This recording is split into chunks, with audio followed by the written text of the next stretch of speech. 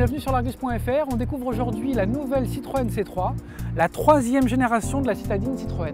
Avec son museau sur deux niveaux, la Citroën C3 s'intègre à la gamme. Ça évoque le Citroën C4 Picasso et aussi la C4 Cactus et ça donne beaucoup de cohérence à la gamme Citroën.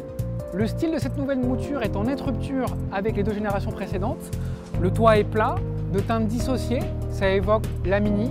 Et après, au bas de la carrosserie, on a des arches de roue rapportées, des bumps comme sur le C4 Cactus, et ça évoque l'univers des SUV urbains. Ça permettra à la Citroën C3 de bien se démarquer de la concurrence. À bord de la nouvelle Citroën C3, l'ambiance change également, avec une planche de bord rectiligne, géométrique, qui évoque la C4 Cactus. Ce sont des formes simples, facilement personnalisables. On a ici sur cette version haute un empiècement façon cuir, cerclé d'un élément laqué de gris. Ça donne une ambiance un peu moderne.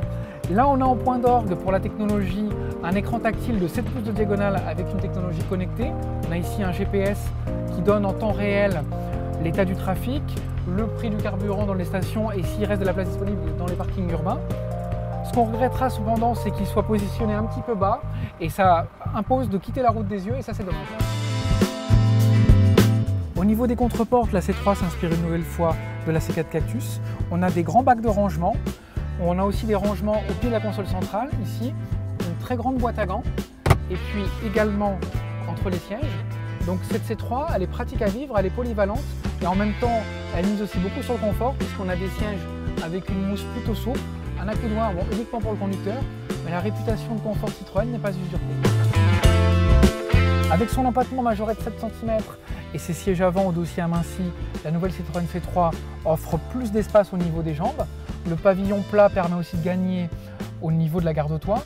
Par contre, sur cette version qui est équipée d'un toit en verre, on perd 5 cm au niveau du toit et c'est gênant pour des gens comme moi qui mesurent à peine 1,70 m. La tête ne passe pas. Ça, c'est dommage pour une citadine. À l'arrière de la nouvelle Citroën C3, il y a des feux à texture 3D, un bouclier robuste dans l'esprit SUV et toujours cette forme ronde qui évoque la génération précédente. Au niveau du volume de coffre, il n'y a pas de surprise, c'est toujours un volume de 300 litres, une référence sur le segment. Par contre, regardez, il y a quand même une marche qui est très importante et c'est pas pratique pour le chargement, c'est plutôt embêtant quand il faut mettre des objets lourds.